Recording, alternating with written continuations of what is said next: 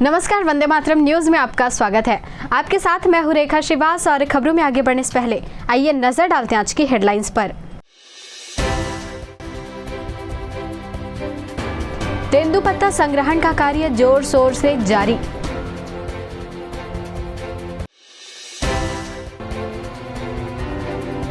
Swami Atmanand school में lottery से हुआ छात्रों का चयन।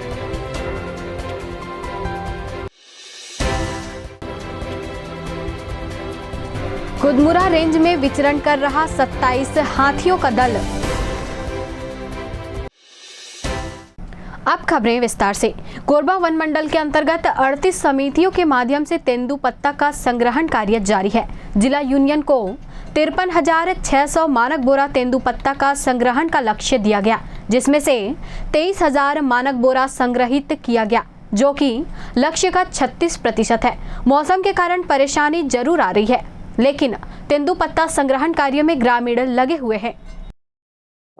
कोरबा वन मंडल के अंतर्गत हम लोगों के पास 38 तेंदुपत्ता का समिति है, जिसमें से हम लोगों का जो लक्ष्य है वो 53,800 मानक बोरा का खरीदी करना था।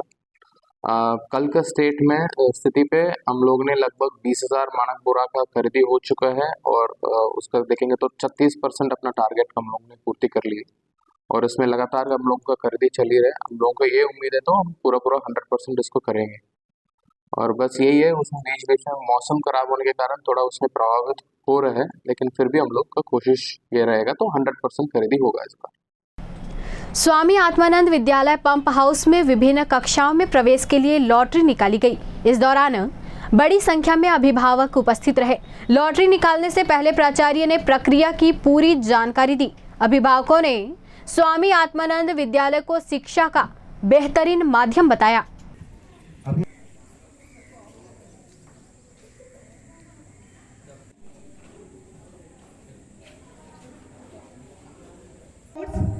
Our students are district topper and selected for state.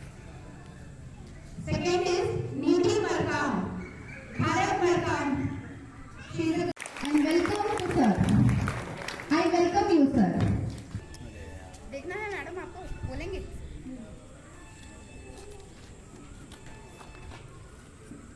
नियति Suryavanshi, Ashok Suryavanshi father.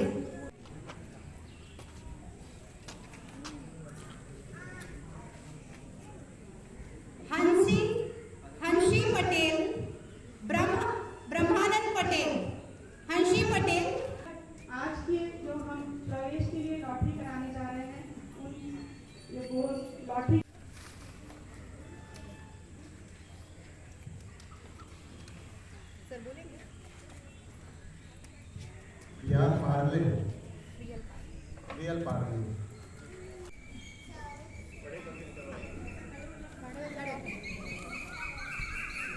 For class 1, Gaurav Kahra, Raju Kumar कहरा is a boy DPL DWS. कोई है पेरेंट है यहाँ पे?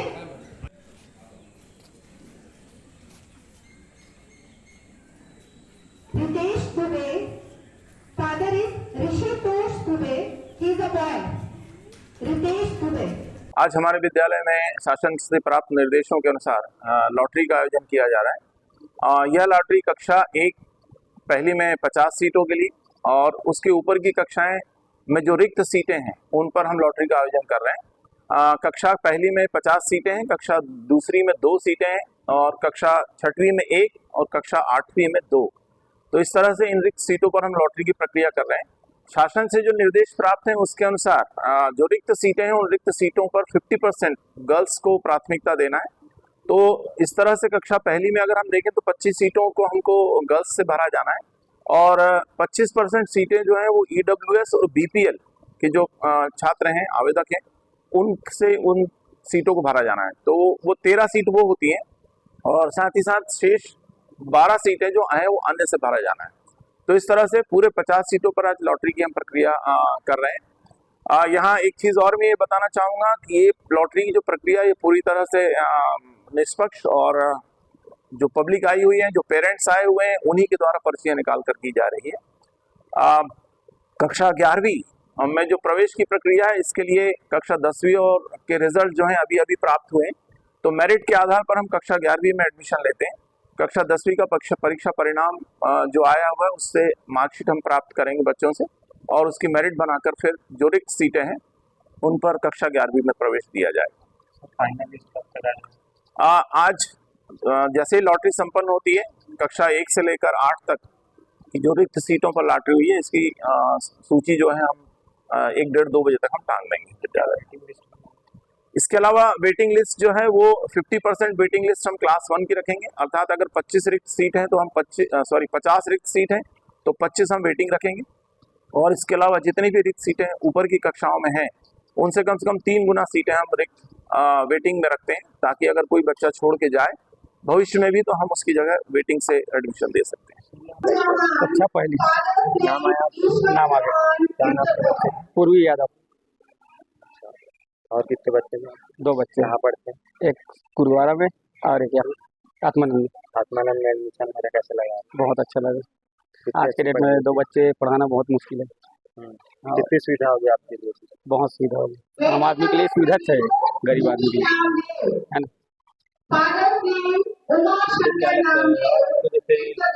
प्राइवेट में पढ़ाते हैं तो कितना फीस लग जाता है? प्राइवेट में अभी पढ़ाते हैं तो कम से कम अभी 20,000 लग जाता है एडमिशन टाइम में। तो क्या लगता है आम आदमी के लिए कितना मददगार है? ये काफ़ी मददगार है। एक आम आदमी के लिए 2 बेटी पढ़ाना बहुत मुश्किल है। इस विषय में ना बहुत अच्छा है सब, है ना? बहुत खुशी है जी। सिलेक्शन हो गया, डाली थी मैं फॉर्म क्लास 1 के लिए। कैसा लग रहा है? बहुत अच्छा लग रहा है, ऐसा ही निकलना चाहिए। स्कूल की पढ़ाई काफ़ी कितना सुविधा? बहुत सुविधाजनक होगा, पूरा फीस बच जाएगा, हर चीज़ में हेल्प होगा। सरकार को ऐसी ही योजनाएं निकालना चाहिए ताकि गरीबों को बहुत ज़्यादा इससे हेल्प मिलता है। लॉटरी में सिलेक्शन हो गया। मैं नादिशा हूँ।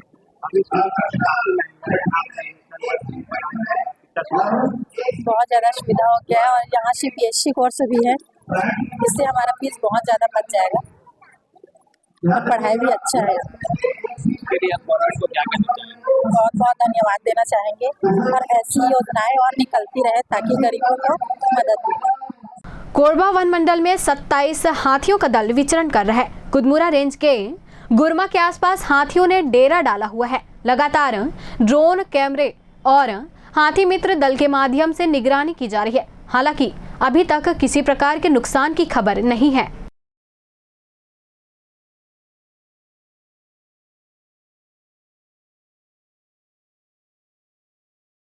वर्तमान में कोरबा वन मंडल में 27 हाथी का विचरण चल रही है। वो कुदमुरा क्षेत्र का जो गुरमा गांव है उसी के आसपास उसको वितरण चल रही है। और हाथी का जो निगरानी के बारे में अगर बताना है तो हम लोगों के पास हाथी मित्र दल है, और हाथी मित्र दल उसको लगातार उसको निगरानी रखे जा रहे हैं। और हम लोग अभी एक नया प्रयास भी कर रहे हैं, हम थर्मल ड्रोन का भी हम लोग उपयोग कर रहे हैं, जिससे अगर रात में भी कहीं हाथी इधर उधर चले जाता है तो हम उसको जो हीट वेव से हम थर्मल ड्रोन के थ्रू हम उसको वॉच किया जा सकते हैं। सूचना समस्त ग्रामवासियों को सूचित किया जाता है। आप लोग के जंगल के आसपास में हाथियों का विचरण हो रहा है, कृपया सावधान रहेंगे, सतर्क रहेंगे। जंगल में किसी भी प्रकार का आग न लगाएंगे। महुआ बीनते समय लगाते हैं तो बुझा के जाएंगे। किसी भी प्रकार जंगल में आग दिखता है उसको बुझाएंगे, वन विभाग का सहयोग करेंगे। अभी अग्नि का सीजन है, कृपया ग्रामवासियों से विशेष निवेदन है, आप लोग आग को बुझाने का वन विभाग का सहयोग करेंगे। और किसी प्रकार का हाथी का सूचना मिलता है वन विभाग को बताएंगे हाथी के बारे में। धन्यवाद। लोगों में रक्तदान के प्रति जागरूकता लाने के लिए 2 युवक साइकिल में सवार होकर छत्तीसगढ़ की यात्रा पर निकले हैं। युवाओं की माने तो रक्तदान के प्रति फैले अंधविश्वास को दूर करने और लोगों में जागरूकता लाने के लिए यह कार्य किया जा रहा है।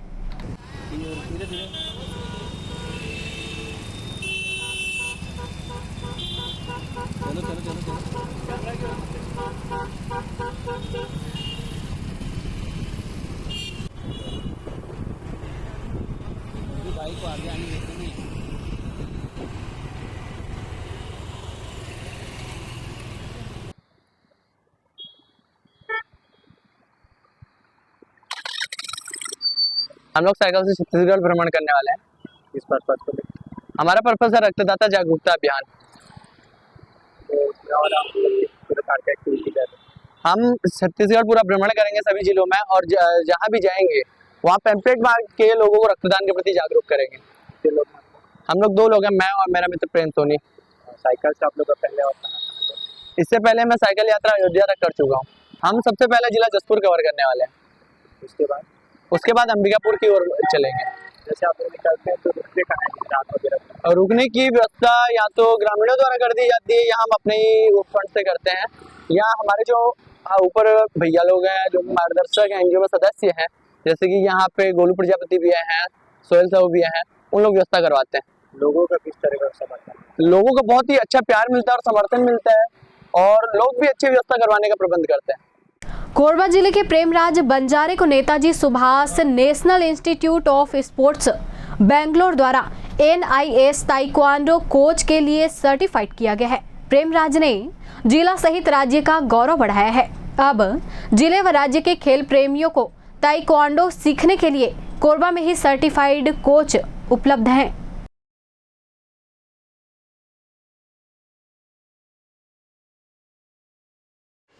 दोनों बोथ स्टार्ट कर दो।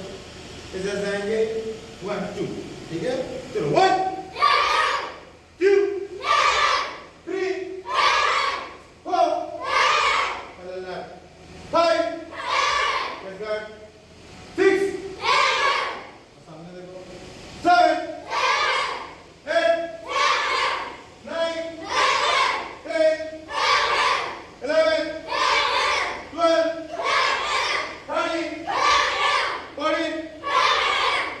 14 15 16 17 18 19 पूरा पावर से लास्ट पटोटा 20।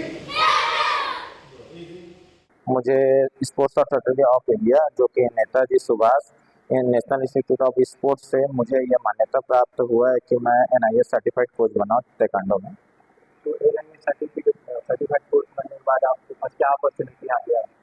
जैसे मैं ये NIS सर्टिफाइड कोच जो ताइक्वांडो बना प्रॉपर ताइक्वांडो के लिए बन चुका हूँ, जो कि मैं अपने बच्चों को आगे आने वाले फ्यूचर में, जैसे छत्तीसगढ़ में यहाँ मेडल नहीं आते थे, छत्तीसगढ़ में नेशनल के लिए किसी भी बच्चे का सिलेक्शन नहीं हो पाता था, तो अब मैं चाहता हूँ कि वहाँ से ट्रेनिंग लेके कि बच्चे लोग छत्तीसगढ़ का नाम रोशन करें देश में, ना कि विदेश में भी, और कोरबा के बच्चे इसमें बढ़ चढ़कर हिस्सा बढ़ के आगे बढ़े। NIS कोच के लिए आपको क्या प्रक्रिया रही, किस तरीके की ट्रेनिंग रही? ये जो मैंने किया था वो 6 वीक सर्टिफिकेट कोर्स था, जिसमें 1 महीने की थ्योरी क्लास रहती है और 1.5 मंथ की प्रैक्टिकल क्लासेस रहती है, जिसमें थ्योरी की भी एग्जाम और प्रैक्टिकल दोनों की एग्जाम होती है। ताइक्वांडो कराटे आप कब से थे? मैं बचपन से ही कर रहा हूँ कराटे और ताइक्वांडो, जो कि हमारा बहुत लगभग 20-25 साल से, मेरे पापा भी इस खेल से जुड़े हुए थे, वहीं से हमको ये सब मिली हुई है। इस चीज़ के लिए हमने बचपन में तो बहुत मेहनत की, इसके बाद जैसे मैं बच्चों को ट्रेनिंग दिया तो मेहनत और दुगनी होगी, क्योंकि अपना भी ट्रेनिंग करना और बच्चों को भी ट्रेनिंग देना ये बहुत बहुत बड़ा चीज़ हो जाता है। मैं इसमें श्रेय अपने भैया को देना चाहता हूँ, अपने भैया और मम्मी को, जो साथ में रहे पूरा और मुझे हमेशा आगे बढ़ने के लिए प्रोत्साहन दिया। नगर निगम के वार्ड क्रमांक 51 में सरदार वल्लभ भाई पटेल नगर आवासीय परिसर स्थित है। यहाँ पर ठेले गुमटी की आड़ में खाली जमीन पर बेजा कब्जा किया जा रहा है। रहवासियों द्वारा नगर निगम से कई बार शिकायत की गई, लेकिन कोई कार्रवाई नहीं हुई। इससे लोगों में आक्रोश व्याप्त है।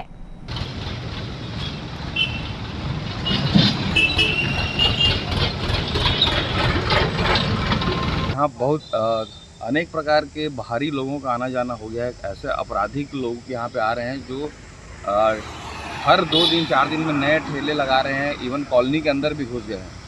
यहाँ पे ठेले में खुले में सिगरेट, शराब इस तरह के प्रकार के सेवन कर रहे हैं और बाहर से लोग आके यहाँ से गाली गलौज कर रहे हैं। महिलाओं का चलना मुश्किल, निकलना मुश्किल हो गया है। यहाँ पे लगातार बेजा कब्जा हो रहा है। निगम में बार बार कंप्लेन करने के बावजूद भी ध्यान नहीं दे रहे हैं। आप देख रहे होंगे लगातार कि इस तरह से पन्नी नुमा ठेला लगाकर शहर के सुंदरता को भी ख़राब कर रहे हैं लोग। और सबसे बड़ी समस्या ये है कि ये खुले में लोग सिगरेट पी रहे हैं और खुले में ही पेशाब कर रहे हैं यहाँ पे कॉलोनी के अंदर। मतलब वार्ड क्रमांक 51 सरदार पटेल नगर, मतलब इतना महंगा और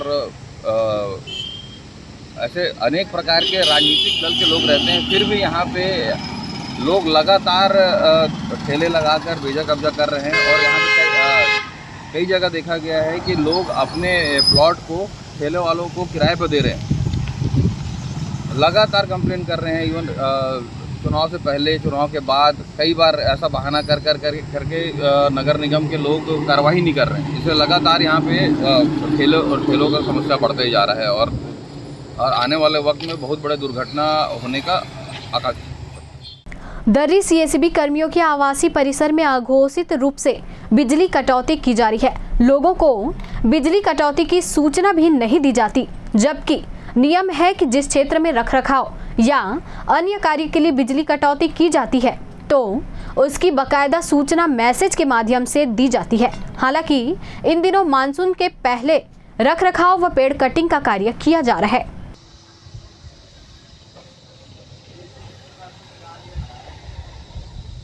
भी सुबह 9 बजे से लाइट नहीं आई है, जिसके कारण हमारे सीएसबी के लोग को बहुत परेशानी हो रही है और इसका जल्दी से जल्दी समाधान करना चाहिए। बांकी मोगरा मनोरंजन मंदिर परिसर में भक्तिमय वातावरण बना हुआ है। भागवत कथा का श्रवण कर लोग भजनों में झूम रहे हैं।